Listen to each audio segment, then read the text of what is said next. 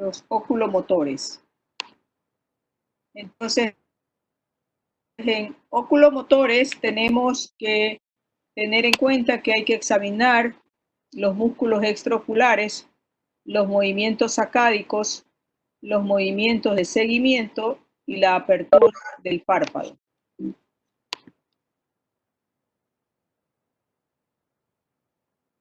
Estos tres tipos de movimientos, como son los movimientos sacádicos, los movimientos de seguimiento y los movimientos que están en relación con la cabeza y el cuello, tienen diferentes puntos donde se produce el comando.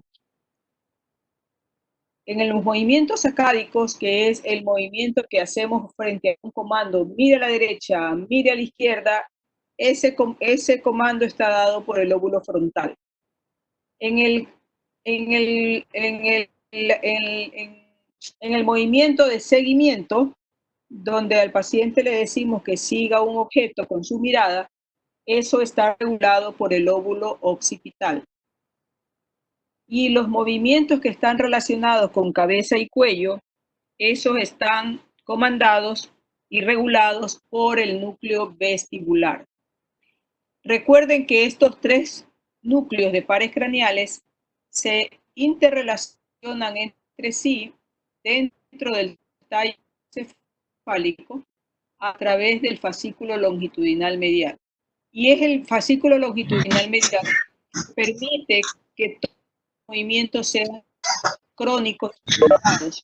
Nosotros miramos hacia un lado o hacia otro, los ojos no se queden en mitad, sino que los ojos acompañen al movimiento de la cabeza. Luego de esta lesión, de esta posición nuclear, ya vienen las fibras nerviosas que van a los diferentes músculos extraoculares. Entonces podemos tener lesiones supranucleares, podemos tener lesiones nucleares, podemos tener lesiones internucleares entre los núcleos y lesiones infranucleares, que ya sería del mismo nervio. Para poder examinar los ojos hay que examinar en todas las direcciones, hacia arriba, hacia abajo, hacia adentro, y finalmente terminamos con la convergencia. Es muy importante tener en cuenta lo que corresponde a la posición primaria. La posición primaria nos da una idea a nosotros si los globos oculares están alineados o desalineados. De esa manera podemos intuir si ese paciente podría tener una diplopía o no, o las finales en el interrogatorio llamen a rodiplopía. En el caso de la diplopía, está ocasionada por la debilidad o de los rectos, ya sea interno o externo, o de los rectos superiores e inferiores. En el primer caso se produce una diplopía horizontal. En el segundo caso se produce una diplopía vertical. Lo más frecuente es la diplopía horizontal. La diplopía, que se origina por debilidad de uno de estos músculos y por lo tanto lesión de uno de estos nervios, tiene dos características importantes. La primera es que desaparece cuando usted hace visión monocular, porque la diplopía es binocular. Para que se produzca diplopía, los dos ojos tienen que estar abiertos mirando, y como hay uno que está desalineado, se cruzan y se forman dos imágenes en la retina. En cambio, en la diplopía, esa es la diplopía horizontal. En la diplopía vertical, el cruce hace a nivel vertical, pues, y se ve una imagen encima de otra.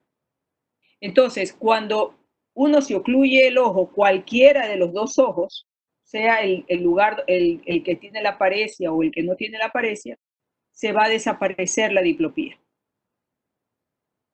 La otra característica es que la diplopía empeora cuando se dirige la mirada hacia el lado paralizado o hacia el lado parético.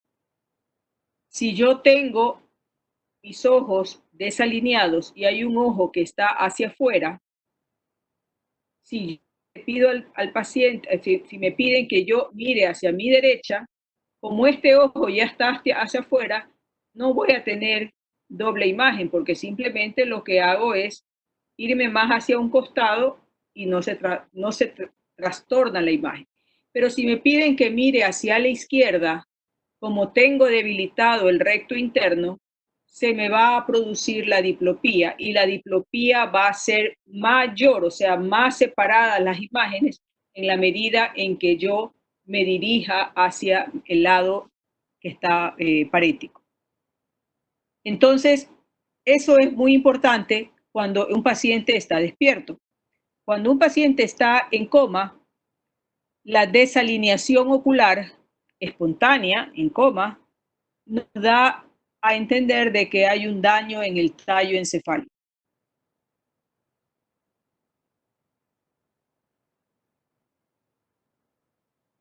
Guido Bonilla, ¿dónde está la lesión?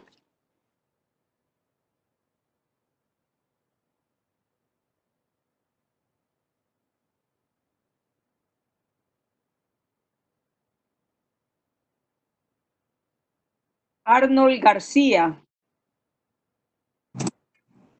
Sí, se encuentra en el tercer par del ojo izquierdo. Muy bien. ¿Este paciente tendría diplopía o no? O sea, como tiene tosis, entonces, mientras tiene el ojo cerrado, el otro ojo no tuviera diplopía. Y como está mirando hacia un El ojo extremo, cerrado no hay diplopía, pero cuando le abres el párpado, entonces sí tuviera diplopía. ya, y la diplopía de este paciente, se haría peor la diplopía cuando mira a la izquierda o cuando mira a la derecha. Cuando mira hacia la derecha. Muy bien, Arnold Schwarzenegger.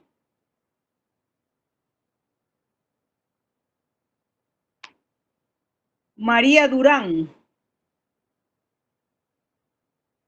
Sí, Cuénteme, ¿qué tiene el paciente? a ver, tiene lesión en el ojo izquierdo porque siempre está desviado hacia adentro. Probablemente sea una lesión en el tercer par craneal también. ¿Tú crees?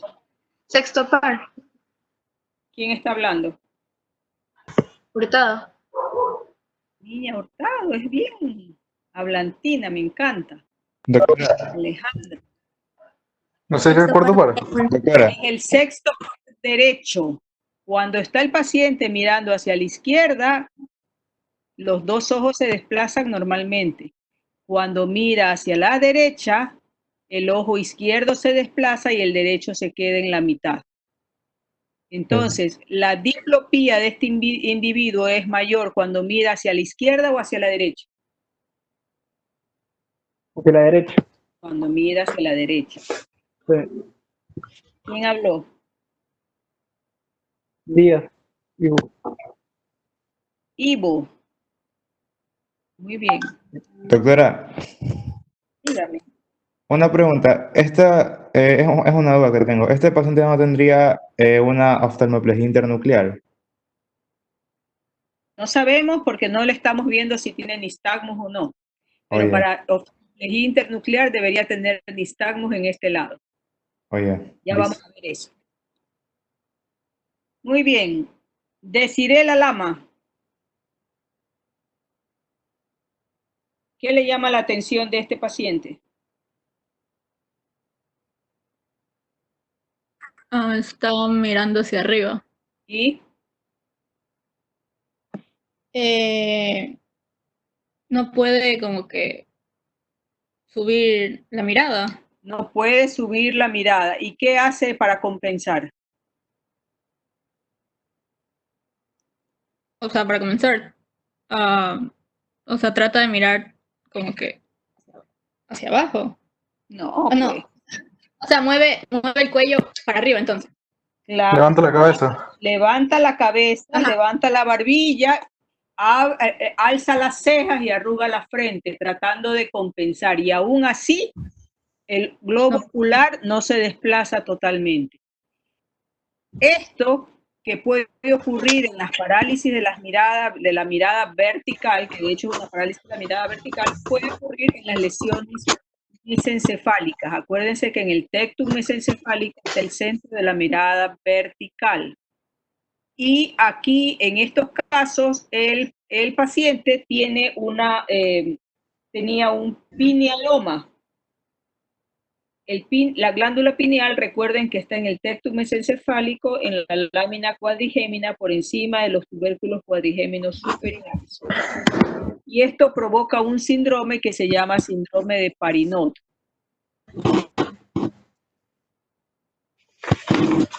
Los globos oculares idealmente deberían examinarse.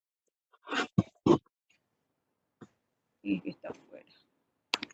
Deberían examinarse por individual y en mirada conjugada. Aquí tenemos un globo ocular izquierdo. Aquí está la parte de la aquí lateral. Y entonces vamos a mover el ojo hacia arriba y hacia abajo, activando la función de cada uno de los músculos. Movemos hacia adentro el recto medial, tercer par, hacia afuera, recto lateral, sexto par, hacia arriba, recto superior, hacia abajo, recto inferior, hacia arriba y hacia adentro, oblicuo inferior, hacia abajo y hacia adentro, oblicuo superior. De los pares craneales, de los oculomotores, el sexto par solamente inerva el recto lateral y el cuarto par solamente el oblicuo superior. Cuando hay afectación del oblicuo superior, parálisis del cuarto par, el paciente que tiene dificultad para bajar escaleras, porque este músculo nos ayuda en esa acción de mirar hacia abajo cuando caminamos, cuando bajamos una escalera. Y los pacientes que tienen una parálisis del cuarto par suelen tener una postura inclinada, tratando de compensar las imágenes, porque en posición horizontal podrían estar desalineadas. Entonces, la parálisis del cuarto par es muy rara aisladamente. La mayoría de las veces está junto a la parálisis de los otros nervios craneales. La parálisis del sexto par, el recto externo, acuérdense que el sexto par es un par craneal que tiene un largo recorrido, un trayecto muy largo intracraneal desde el surco bulbo protuberancial hasta el globo ocular. Y eso hace que sea un nervio bastante vulnerable frente a la hipertensión endocranial. ¿Ya? Entonces, por ejemplo, las lesiones que acompañan posterior, como por ejemplo una hemorragia cerebelosa, pueden provocar una paresia del sexto par, y eso ya indicarnos de que hay hipertensión endocranial. En la oftalmoplejía internuclear, que es lo que me preguntaban hace un momento, el problema no existe de los músculos por separado, sino de la acción conjunta. Y esto es por un daño en la vía del fascículo longitudinal medial, que es la que conecta a estos núcleos junto con los núcleos vestibulares y los núcleos espinales. De tal manera que cuando hay un movimiento conjunto, los ojos acompañan al movimiento de la cabeza y del cuello. En el caso de la oftalmoplejía internuclear, ocurre por una lesión que afecte la parte medial del tallo encefálico, por donde va el fascículo longitudinal medial, que se ubica principalmente en el puente y en el mesencéfalo. La oftalmoplejía internuclear puede ser unilateral o puede ser bilateral. cuando existe oftalmoplejía internuclear, siempre hay una lesión del tallo encefálico, porque es una lesión de la conexión. No hay una lesión del nervio como tal. Y entonces, esto se ve con bastante frecuencia en traumas de cráneo o en esclerosis múltiple. ¿Cuál es la característica de la oftalmoplejía internuclear? Que el lado que está paralizado se produce una pérdida de la aducción del ojo, es decir, el ojo puede incursionar hacia adentro, y el ojo contralateral sí se desplaza hacia afuera, pero con nistagmus. Y lo mismo ocurre si el nuclear es del otro lado. Aquí tenemos, por ejemplo,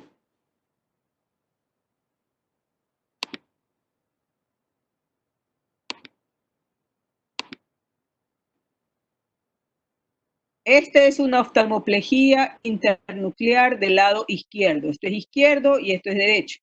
Entonces, aquí se le dice al paciente que mire hacia la derecha y el paciente mira normalmente. Y aquí se le dice al paciente mire hacia la izquierda y el ojo que está parético por la oftalmoplejía internuclear no aduce, se queda aquí.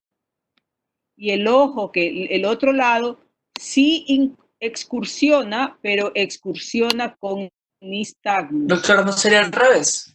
¿No? Es que si es que el ojo que está abajo de la L es el izquierdo, por eso la flecha para el lado derecho está diciendo al paciente que mire hacia su izquierda. No, mirar hacia la derecha. Aquí le digo al paciente mire hacia la derecha. Eso. Aquí arriba, ya. Aquí abajo es que mira hacia la izquierda. Si mira hacia la izquierda, no pasa nada. Si mira hacia la derecha,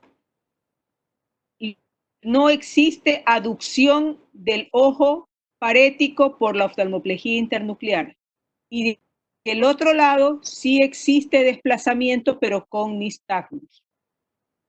Si fuese la oftalmoplejía internuclear derecha, aquí este paciente del ojo aquí y este de acá sale, pero con nistagmus. ¿Está claro? Sí. Ya. Ok. Fíjate aquí.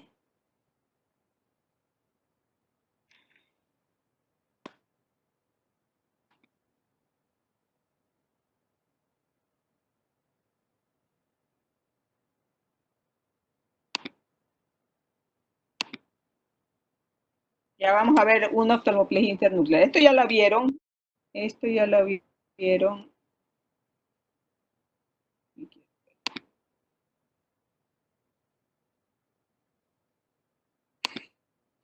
Esta es una oftalmoplejía internuclear bilateral.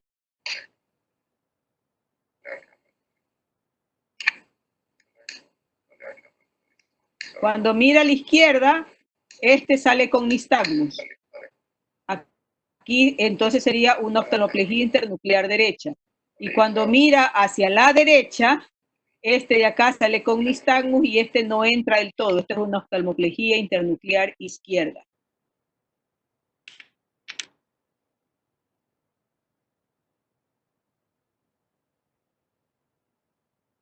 If you manage a team, you should be using Monday.com. It's a platform to manage any team and any project. Hey guys, today we're going to talk about MLF syndrome. This is definitely one of those topics where medical students tend to memorize.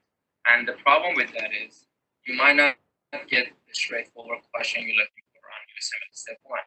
They can twist and turn these questions into something you never heard of. And if you don't have a good background on this disease or similar neuroanatomy questions, you're not really going to get those easy points. So I suggest you draw whatever I'm drawing and explain it to yourself or your colleagues so you can have a better understanding on this topic.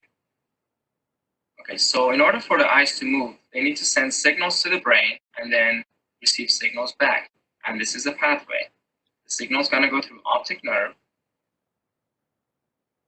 which is cranial nerve 2, to the LGN of the thalamus,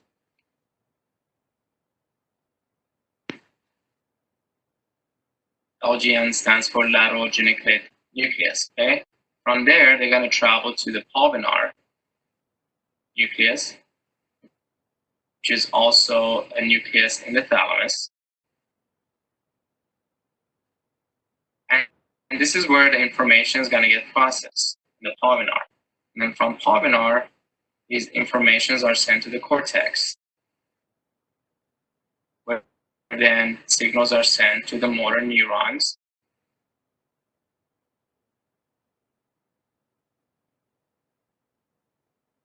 And then we have movement.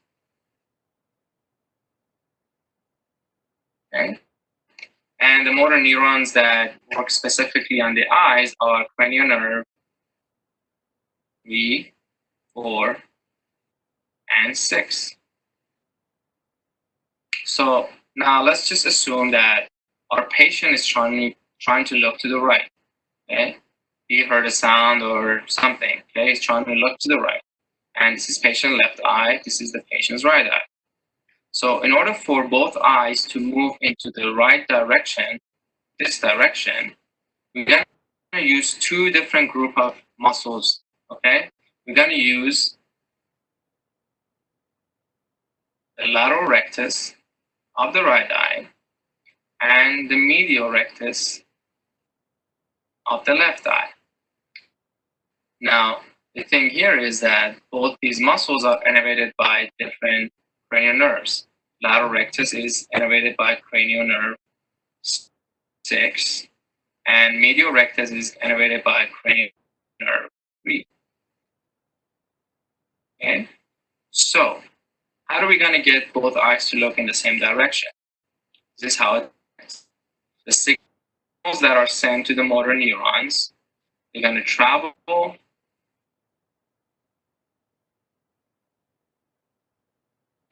and they're going to go to the right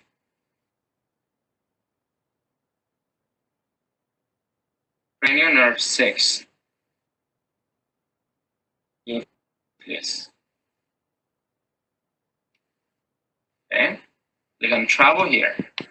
From here, we're going to send signals through cranial nerve 6 to our lateral rectus muscle, which is going to cause contraction of lateral rectus. So this eye is going to look to the right. Now what about medial rectus of the left eye? So this is where MLF syndrome comes into play, because the right cranial nerve 6 nucleus is also going to send signals to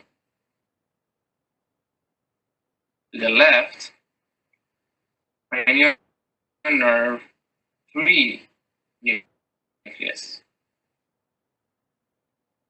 Okay? And then this is how cranial nerve 3 becomes activated, and where it's going to end up causing contraction of the medial rectus of the left eye. So now both eyes are going to look to the right. So MLF, which stands for medial longitudinal fasciculus, is right here. Okay? So in the case of MLF syndrome, this pathway does not work properly. And since this pathway does not work properly, our left cranial nerve 3 nucleus does not get activated. Therefore, cranial nerve 3 itself does not get activated, and our medial rectus of the affected eye, which in this case is the left eye, does not contract, and the left eye remains in the center. So the patient's eye is going to look something like this. As you can see, the patient's right eye is looking to the right, but the left eye does not follow. The right eye is the unaffected eye, and the left eye was the affected eye. Okay, so the affected eye remains in the center and does not move. Another thing you need to look for is nystagmus in the right eye as well, because if you think about it, the right eye has moved, but since the left eye doesn't follow it, it gets kind of confused. Doesn't know whether to stay or go back. So it's going to have nystagmus. Now, another high yield information that you must know about MLF is that in patients with MLF, convergence is going to be normal. Okay, so they have normal convergence. meaning that they can look medially with both eyes without a problem. So something like this. Okay, you can look medially without a problem. And the reason for this is because they are getting information directly from the cortex into the cranial nerve 3 nucleus on both sides. So the cortex is going to send signals directly to the cranial nerve 3 nucleus on both eyes, on the left and the right, which we didn't draw. So that's why there is no MLF involvement, and they can converge both eyes medially. And another high yield information that you need to know, and I'm pretty sure you guys all know, is that this syndrome is associated with multiple sclerosis, which is an autoimmune disease that will attack the MLF. So this is it, guys. Try to watch this a couple of times, draw it for yourself, try to explain it to yourself or your colleagues or whoever is available.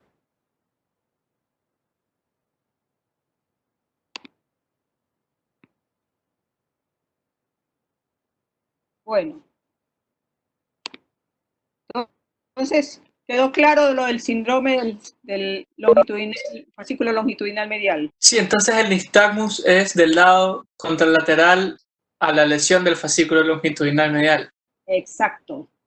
Doctora, una pregunta, pero el nistagmo, ¿por qué se daría, o sea, cuál es la razón específica por la que el nistagmo se daría en el ojo sano? El nistagmus no se produce por daño vestibular como uno pensaría. El nistagmus se produce porque el ojo ha tenido la orden cerebral de que se mueve en conjunto con el otro. Y entonces, al no moverse en conjunto con el otro, tal como lo dijo ahí el expositor, queda como en vaivén y se confunde y se queda como un poco inestable. Okay. Y fíjate que cuando se examina el ojo por separado, se hace convergencia, ahí funciona normal. O sea, eso claro. Te da la idea que el daño no es del músculo, no es del nervio per se, es de la conexión. Ajá. Ya, ok. Muy bien. A ver, Alonso Domínguez. ¿Dónde está Alonso? Aquí, doctora. Ese Alonso. Los Alonso que yo conozco son bien pilas. Vamos a ver. ¿Qué te llama? Mala tos, le digo a Federico. ¿Qué me llama la atención de la paciente? Primero, que tiene el ojo izquierdo, lo veo inflamado, lo veo, parece conjuntivitis, está rojo. Ajá. Ajá, tiene la ceja de ese mismo lado levantada. Y parece que tuviera un hematoma hacia la nariz del mismo lado, o sea, hacia el lado medial del ojo. Bien, muy bien, muy bien. ¿Qué más te llama la atención? El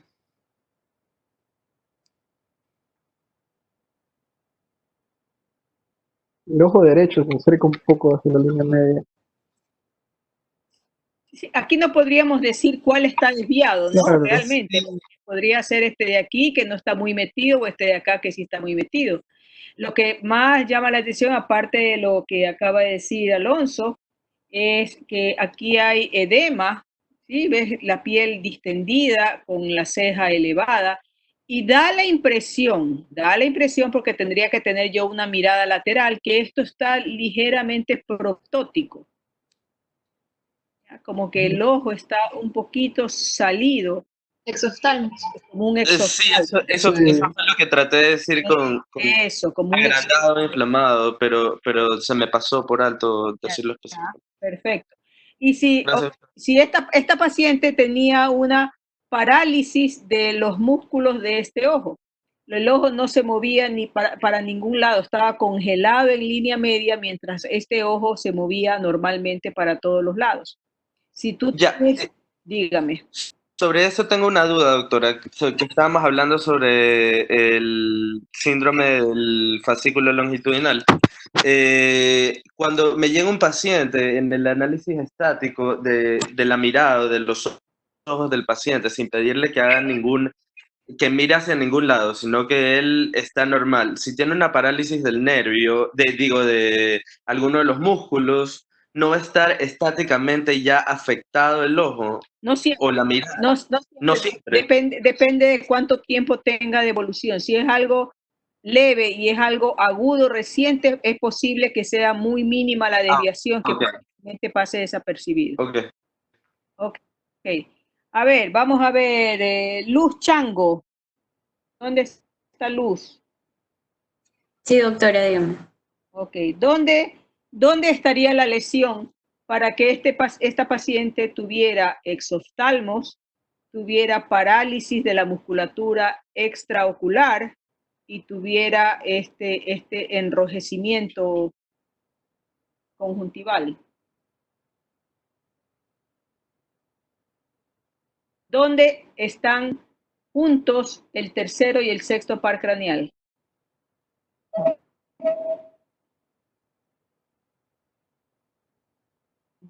¿Dónde se encuentran? ¿En qué parte del trayecto?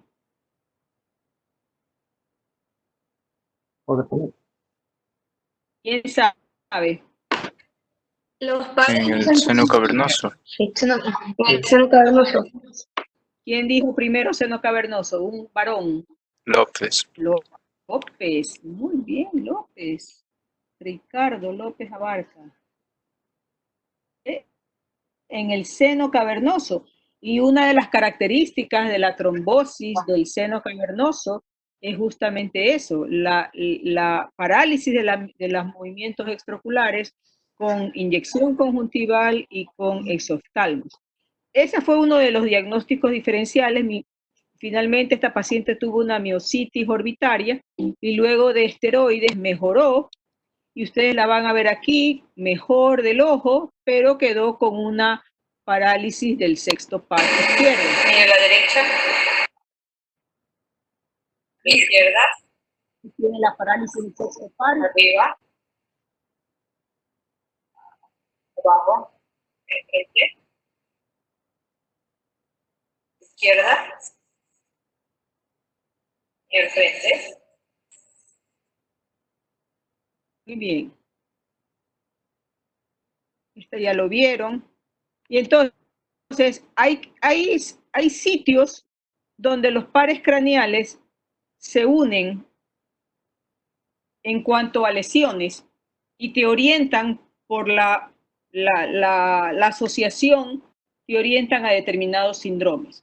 Por ejemplo, si tú tienes una parálisis del tercer par con hemiplegia contralateral, tú ya sabes que tienes una lesión en el mesencéfalo. Si tienes parálisis del sexto o del séptimo par con hemiplegia contralateral, tienes una lesión en el puente. Si tienes parálisis del noveno, del undécimo y del duodécimo con parálisis contralateral, tienes una lesión del bulbo raquídeo. Cuidado con confundirse con la palabra medula. En inglés, medula es bulbo raquídeo, no es lesión medular, es lesión del bulbo raquídeo. Por el otro lado, si no hubiere hemiplegia ni déficit motor, la combinación del 5, del 7 y del 8 que están en el puente darían una lesión, estarían en relación con una lesión del cerebelo o pontocerebelosa. Cuando se combinan lesiones del tercero, del sexto y de la primera rama del trigémino, hablamos de lesión del seno cavernoso. Y cuando se combinan lesiones del 9, del 10 y del 11, hablamos de un síndrome de foramen yugular. Doctora, ¿por qué es cerebelosa en el 5, 7 y 8? ¿Por qué es cerebelosa? Pues no debería ser solo el puente. A ver, a ver, espera, déjame buscarte.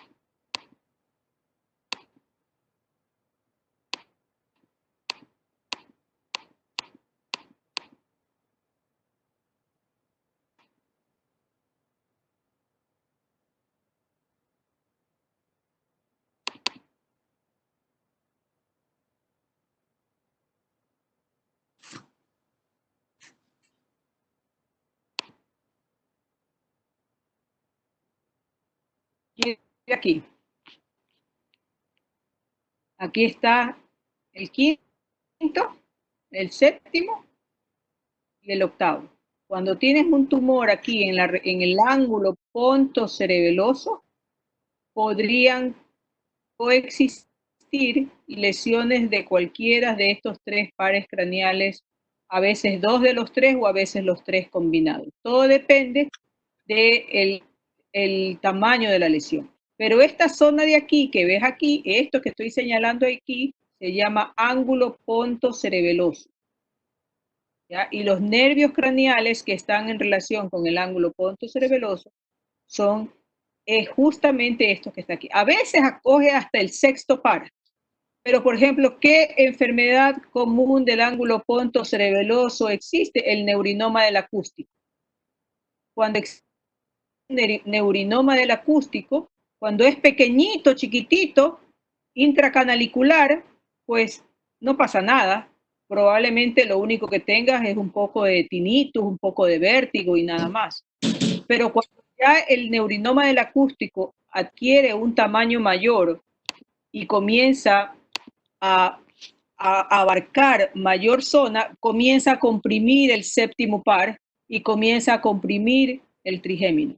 Entonces el paciente tiene una parálisis facial del mismo lado, parálisis facial periférica, y tiene una disminución de la sensibilidad de una parte de la cara. Esto es lo que se llama el ángulo pontocerebeloso. No es que es ni del puente ni del cerebelo, es de esta región. ¿Me expliqué? Sí, sí, gracias. Ok, muy bien.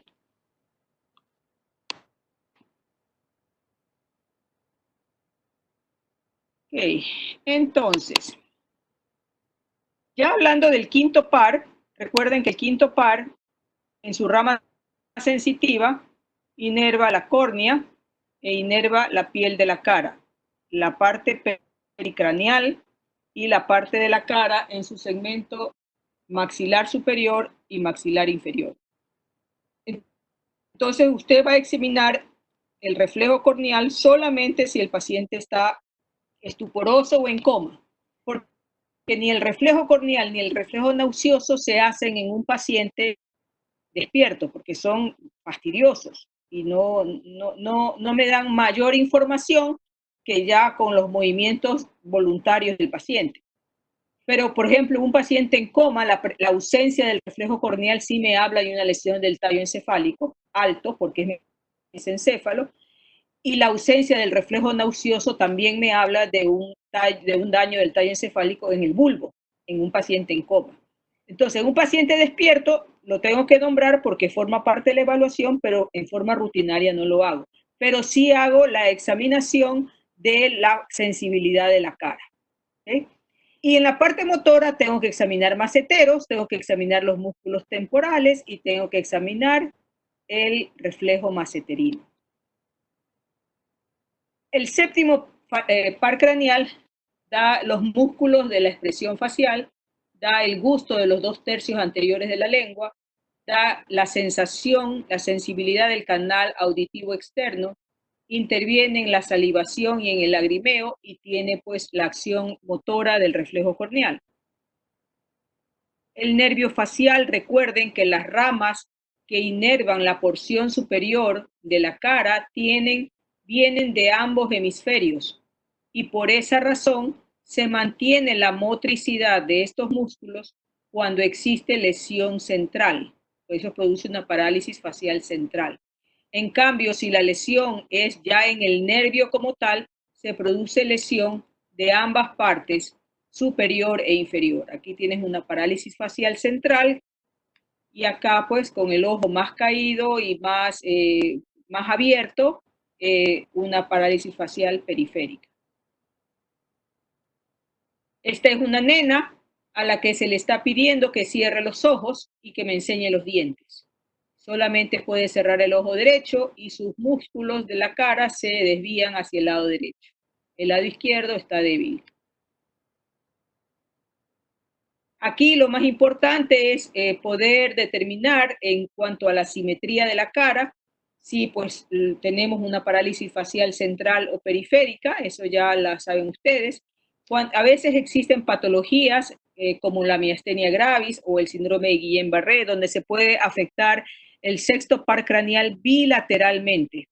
Esta es una paciente miasténica a la que le he dicho que mantenga cerrado bien sus ojos y que no deje que yo se los abra.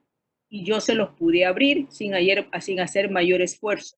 Y sé que ella está haciendo el esfuerzo porque se ve el signo de negro en el cual el globo ocular se va hacia arriba cuando uno cierra los ojos. Cuando usted tiene, digamos, la fuerza muscular es bien poderosa del orbicular de los párpados, tal punto de que nosotros podemos cerrar los ojos y proteger nuestra córnea de cualquier agente externo que nos fastidie. De hecho, cuando nos bañamos y nos ponemos jabón y nos ponemos shampoo, cerramos los ojos y no nos entra jabón a los ojos. Y este movimiento de tratar de traccionar el músculo al levantar el párpado, una persona con fuerza normal no se le puede levantar. O sea, se puede desplazar algo, pero terminar de abrir el ojo, imposible, a menos que tengas debilidad. Y en estos casos, la debilidad es más que evidente. Esta de aquí, ya ustedes vieron, esta es la paciente con la disparesia facial, una miastenia gravis.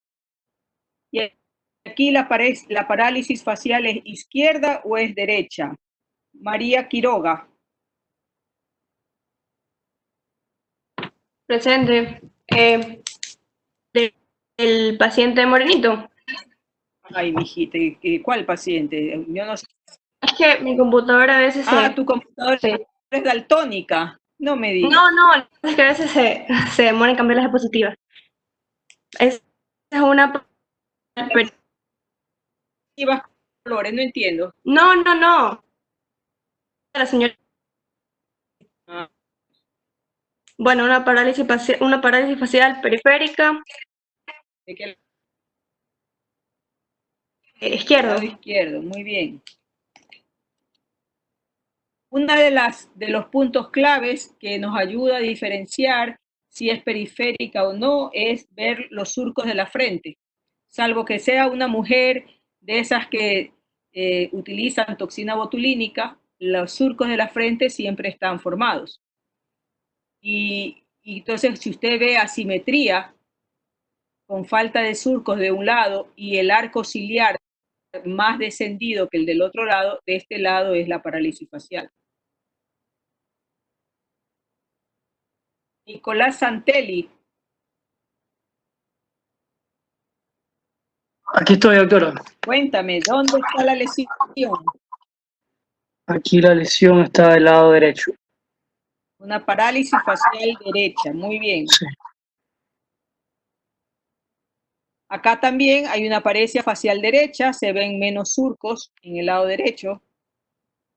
Y esta es una paciente con una disparesia facial, producto de un Guillain-Barré.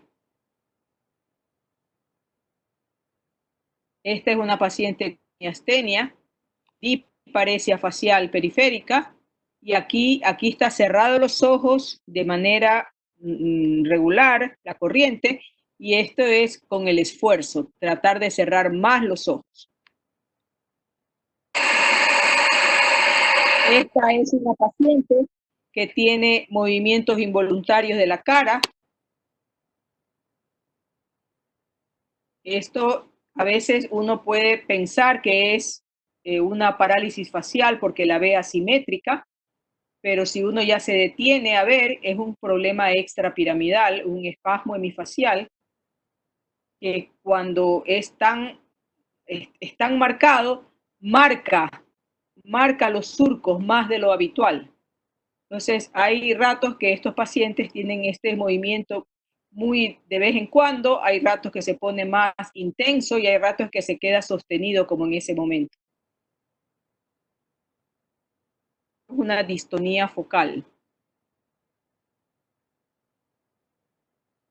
Y este es otro paciente con miastenia gravis.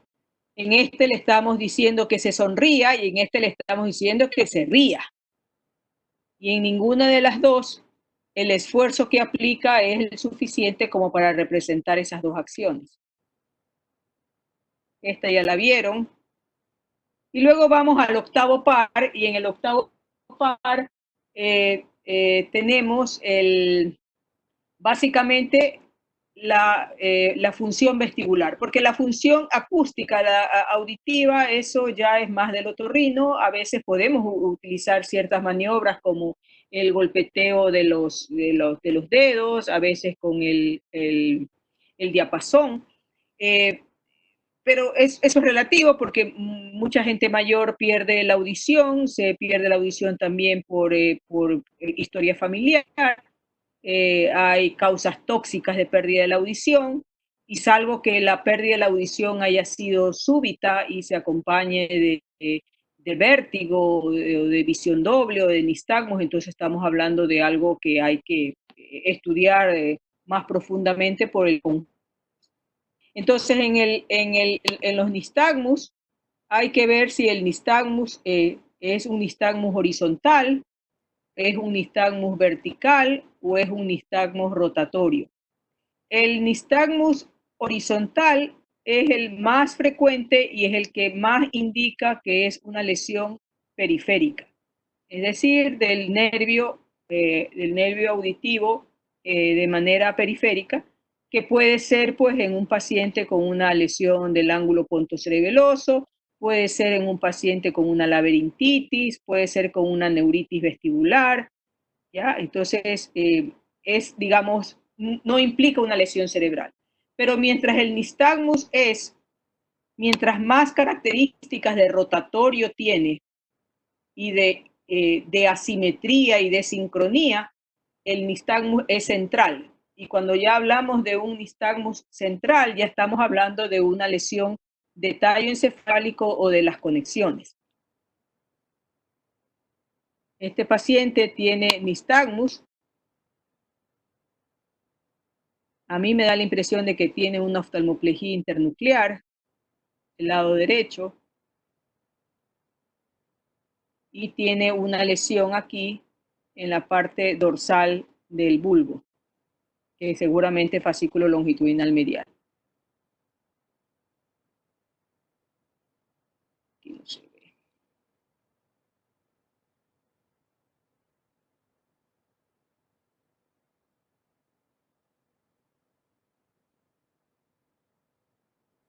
Es un nistagmus horizontal.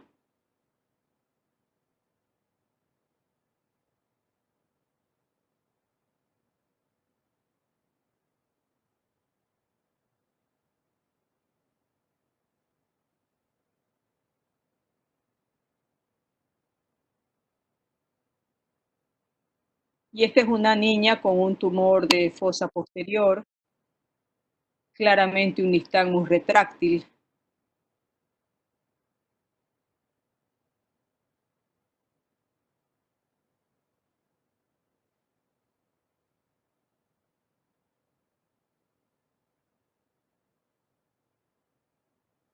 Esta es otra paciente también con un nistagmus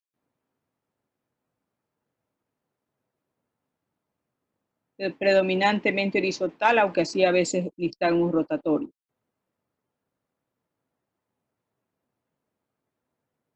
Y este es un paciente en estado de estupor, en ventilación mecánica, que tiene un nistagmus espontáneo por daño del tallo encefálico y un nistagmus rotatorio.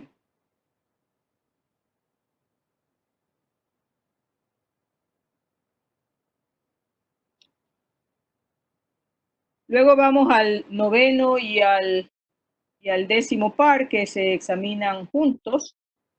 El noveno y el décimo par están encargados de la motricidad del velo del paladar, de la úvula, de la pared posterior de la faringe.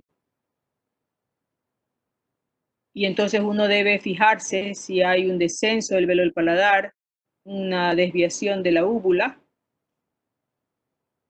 Luego tenemos el undécimo par, trapecio y esternocleidomastoideo. el movimiento de la rotación de la cabeza, girar la cabeza hacia la izquierda, hacia la derecha, nos permite ver el movimiento del esternocleidomastoideo. Acuérdense que cada esternocleidomastoideo hace girar la cabeza hacia el otro lado. Y finalmente tenemos lengua, duodécimo par. La lengua, la acción del músculo de la lengua dado por el hipogloso permite la protrusión de la lengua. Entonces los dos músculos protruyen al mismo tiempo y la lengua tiene una posición central. Cuando hay parálisis de uno de los nervios, ese lado de la parálisis se atrofia y la punta de la lengua se desvía hacia ese lado, porque el otro lado queda sano. Uno de los datos más importantes de examinar en lengua son la presencia de fasciculaciones. Y las fasciculaciones son muy características en la esclerosis lateral amiotrófica. La lengua es un músculo que no es fácil de ponerlo relajado, por lo tanto las fasciculaciones no pueden examinar ni deben examinarse con la lengua hacia afuera, sino con la lengua dentro de la cavidad bucal, para ver si hay atrofia, como en este caso,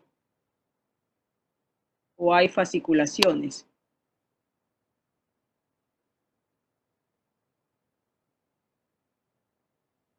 ¿Ya?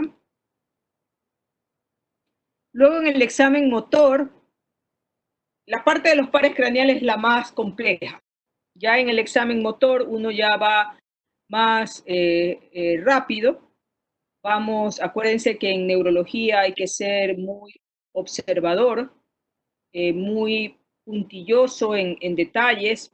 Nos tenemos que fijar en la postura, en el tono, si hay espasticidad, si hay rigidez, si hay fasciculaciones, si hay atrofia, si hay hipertrofia, si hay movimientos anormales y finalmente vamos a ver la fuerza. Acuérdense que los déficits motores pueden ser en la mitad del cuerpo, en dos extremidades superiores o inferiores o en las cuatro extremidades. Recuerden que el patrón de pérdida motriz, de pérdida de fuerza, el patrón neuropático, la pérdida es mayor distal que proximal y en miopático la pérdida es más proximal que distal.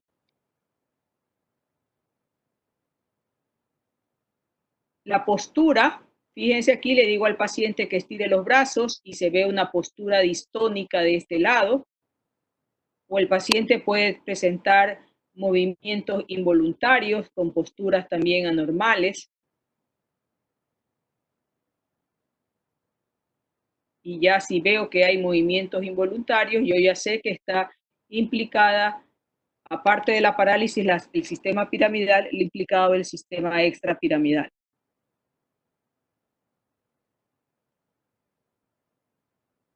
Otra paciente con movimientos involuntarios, con una distonía.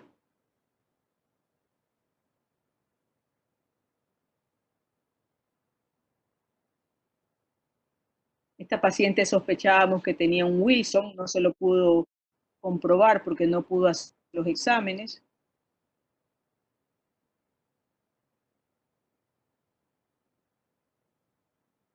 Este es el paciente que veíamos la vez pasada que caminaba con la corea por levodopa. Fíjense la cantidad de movimientos involuntarios en la cara. Entonces todo eso se tienen que fijar cuando ya terminaron pares craneales. Y por supuesto, pues yo lo que hago es enseñarles la secuencia para que no se olviden de nada, pero por supuesto ya en el momento en que ustedes empezaron a interrogar al paciente ya se dan cuenta de que algo está mal, ¿no? O sea que es implícito eso. Este es otro paciente con una corea por levodopa.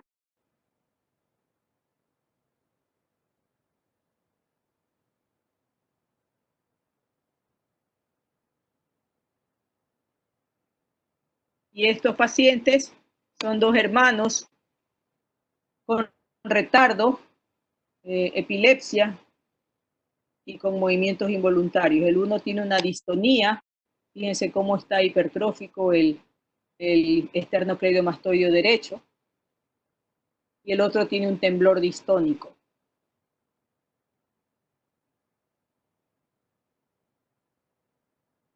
Este tiene una distonía cervical.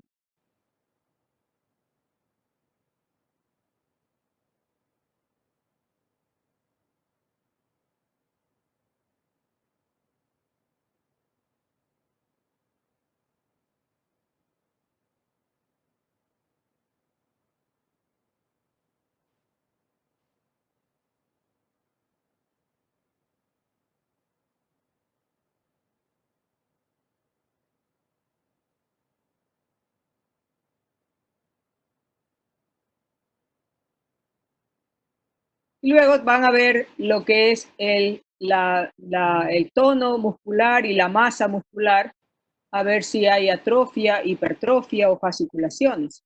Recuerden que las neuropatías te dan, como es un patrón más distal, te dan más atrofia distal, y las miopatías te dan más atrofia proximal. También hay que ver quién está hipertrófico y si la pérdida de... hay pacientes que siendo hipertróficos están débiles, y esas son cierto tipo de miopatías. Por ejemplo, este niño tenía mucha debilidad para caminar y para levantarse estando sentado en el piso, y tenía una distrofia, y fíjense que tiene una contextura atlética. Otro dato que hay que importante en el sistema motor es ver el trofismo también de la piel y de las faneras. En las neuropatías suele perderse se suele atrofiarse la piel y suele perderse el vello. Entonces los pacientes tienen hipoalgesia distal en un patrón de bota, y ahí justamente se ve la pérdida del vello. O a veces se ve atrofias ya mucho más marcadas, severas, como en este caso, con escápula alada, o como en este caso, que es una hemiatrofia. Todos estos datos, fíjense, este chico con esta deformidad de los pies, y tiene una atrofia del bíceps y del tríceps.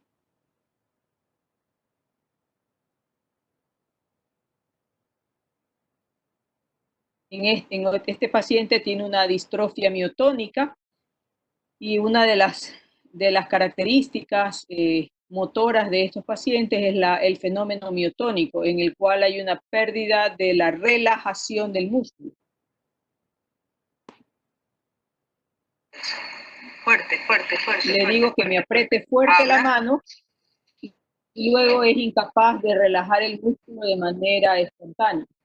Un trastorno en la relajación muscular. Ok, así, otra vez apriete. Duro. Abra. Entonces, todos son pequeños datos que lo que hago yo es abrirles un poquito los ojos para que sean más precavidos en el proceso de observación.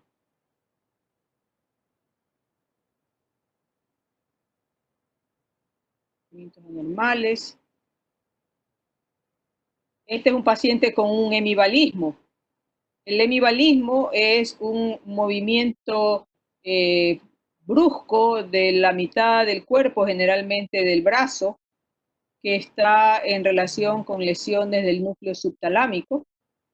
Y a diferencia de la corea, donde hay más movimiento y contorsiones, aquí es un golpe seco, amplio, muy amplio y duro, que a veces al paciente lo traumatiza, produce lesiones traumáticas.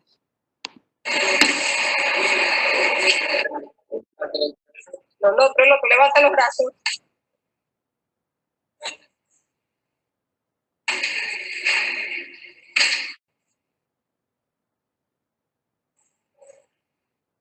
Mira el frente, mira el frente. Los dos brazos adelante.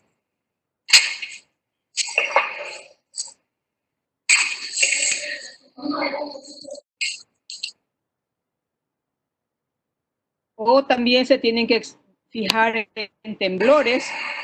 Aquí hay un temblor cefálico, un temblor postural. Abra los ojos. No tienes que un temblor de reposo. y un temblor postural. Entonces, todo eso forma parte de lo que ustedes van a ir dándose cuenta a medida que van avanzando en su examen. Es una paciente con temblores de diferente tipo, tiene temblor de reposo, temblor de la mandíbula, temblor de la musculatura facial.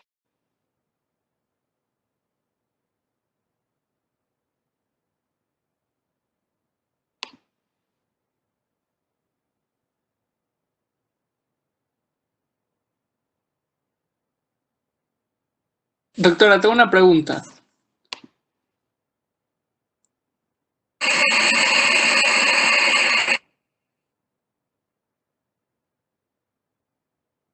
Una paciente que tiene un cuadro parkinsoniano.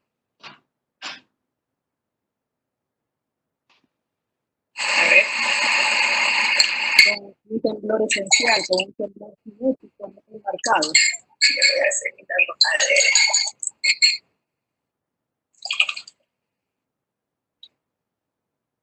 Y este es el chico que vieron el otro día.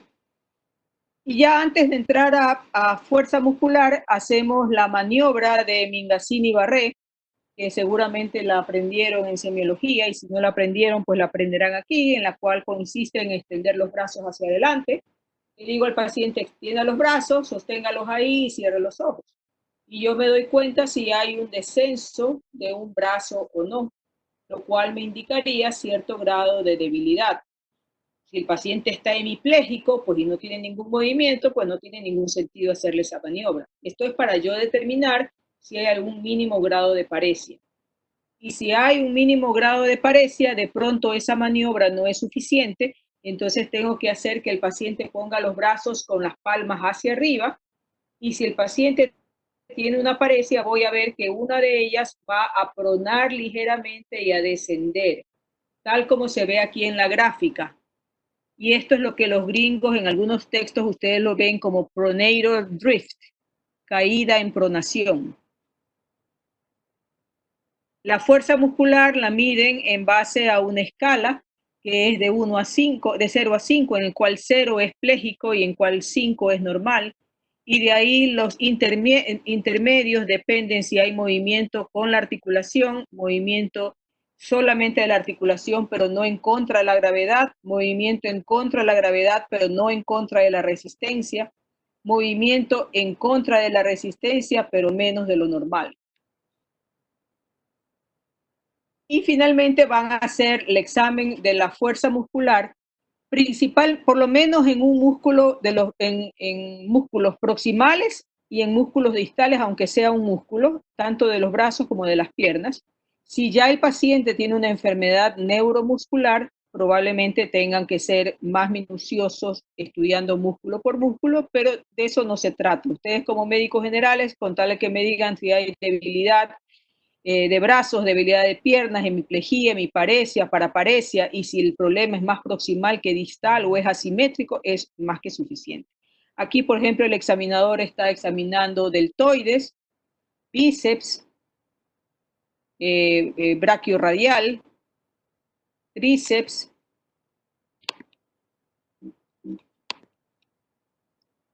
extensores de la muñeca, extensores de los dedos,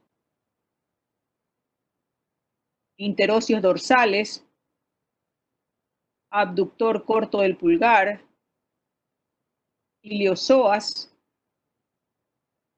tibial anterior, extensor del dedo gordo,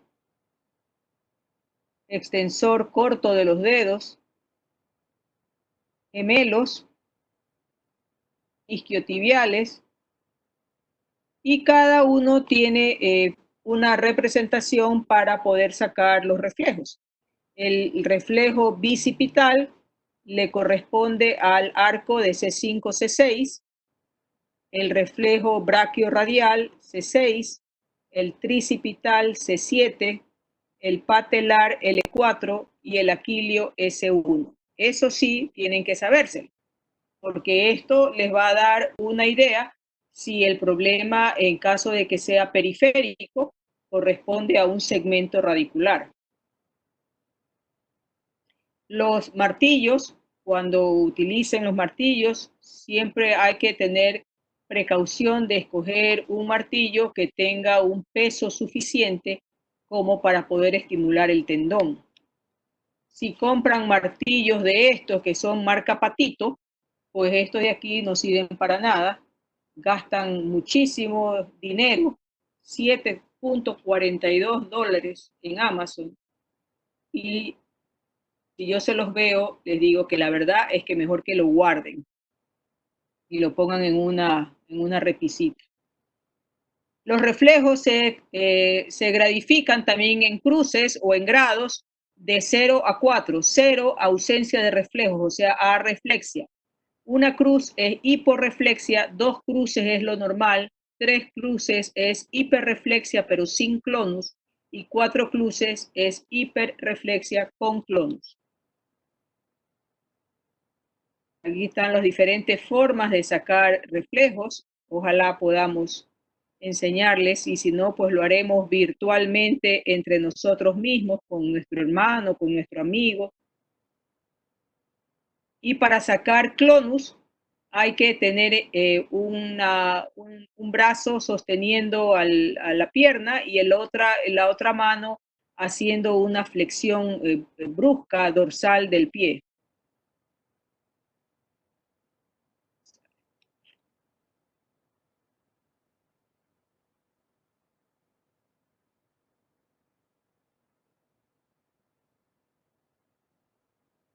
El signo de Babinski es la respuesta plantar extensora que ocurre cuando se estimula la cara externa del pie y se termina en la base del primer metatarsiano.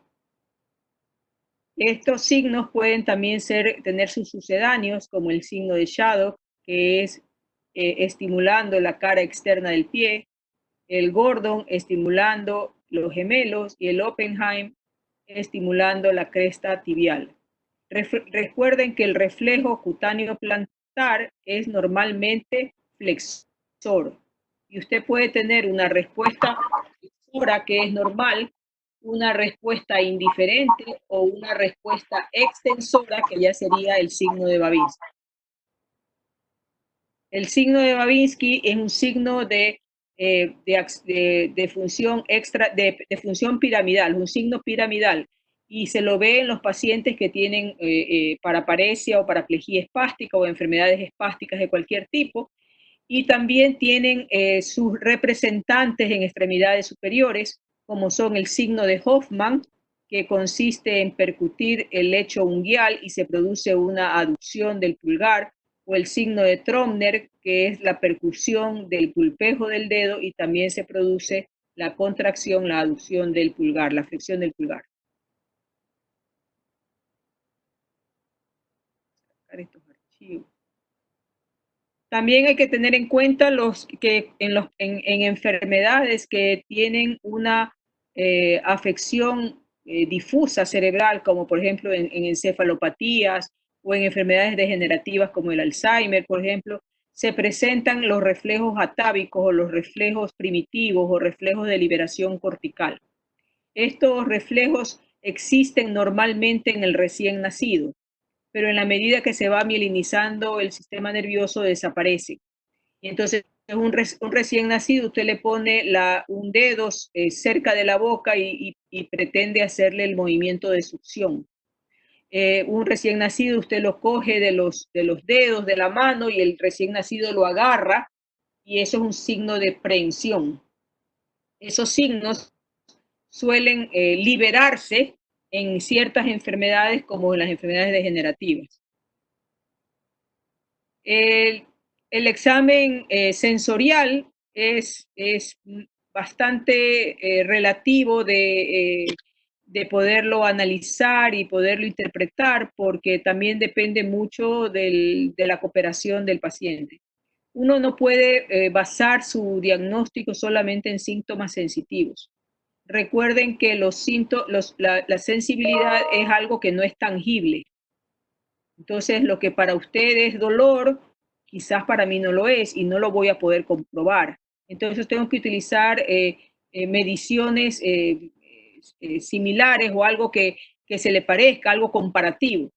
Entonces, el examen sensorial es básicamente ver la sensibilidad superficial, la sensibilidad profunda, ver si hay algún dermatoma específico establecido, ver si el paciente con paraparesia o paraplegia tiene un nivel sensitivo en torácico,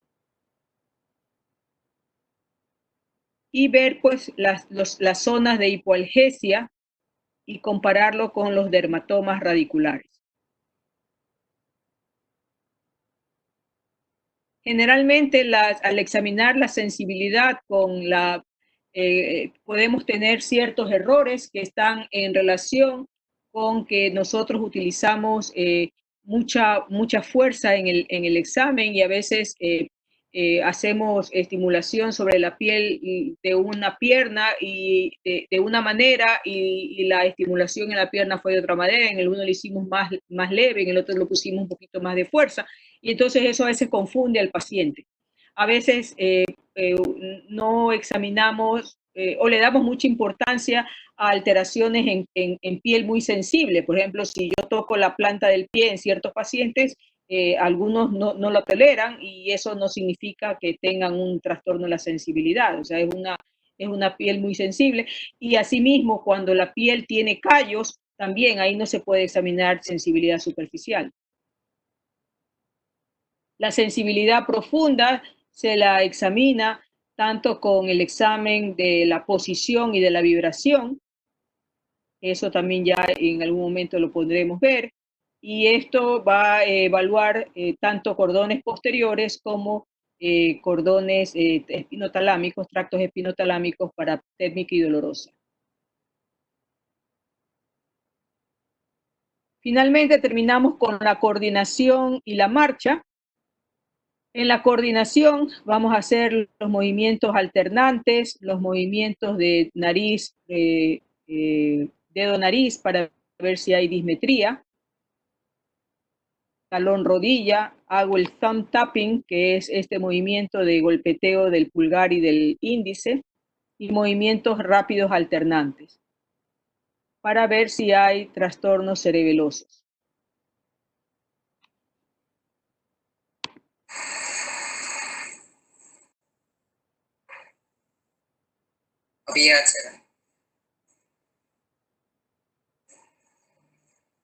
Paciente con un trastorno cerebeloso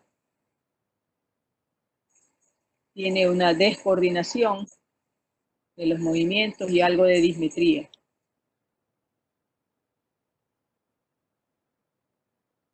Este es el que vieron ustedes de la dismetría.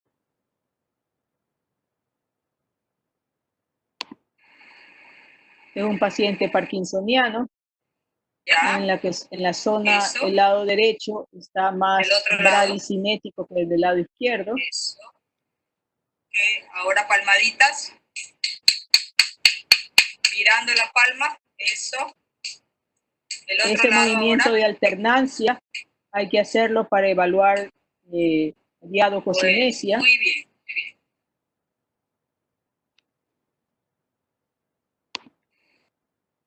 Es un paciente con parkinsonismo igualmente, rígido, asinético y con limitación de los movimientos.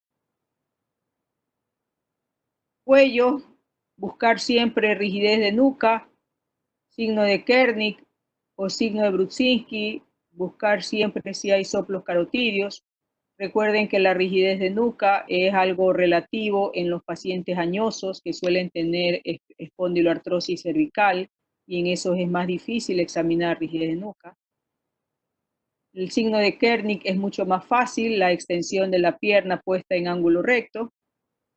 Y el signo de Brudzinski, que es la contracción y la flexión de las rodillas con la flexión de la cabeza, que se observa principalmente en niños. Bueno, nos vamos a quedar ahí. Ya me faltan creo que unas cuantitas de diapositivas.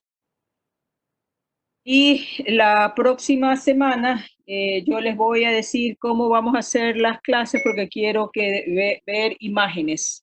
antes de pasar ya a cerebrovascular. Recuerden que el día domingo tienen su nueva lección y esténse pendientes del nuevo foro. El foro, pues ya les dije la vez pasada que hay algunas buenas respuestas y hay muchísimo copy-paste, así que esos copy-paste van a quedar con copy-paste de 0.00001. ¿Ya? Nos vemos, señores. Cuídense mucho. Nos vemos, doctora. Doctora, Gracias. nos vemos. Doctora, cuídate. Gracias, doctora. Cuídese. De igual manera, mijita. Adiós. Adiós. Doctora, una pregunta, antes de que se vaya. Tenía una duda. Los pacientes que tienen temblores, ¿también tiemblan cuando duermen? No, los temblores desaparecen durante el sueño. Si tienes algún tipo que se parezca al temblor en el sueño, eso es una mioclonía seguramente. Ah, ok. Gracias.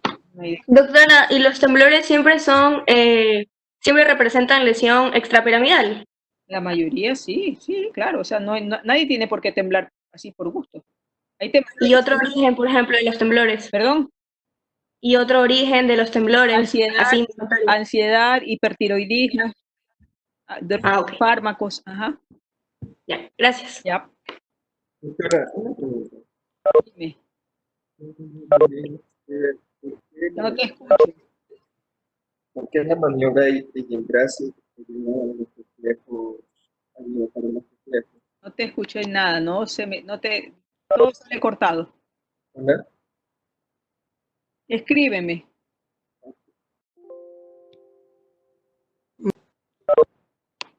Doctora, siempre que conocemos a alguien hay que hacer todos los exámenes que vimos, elegimos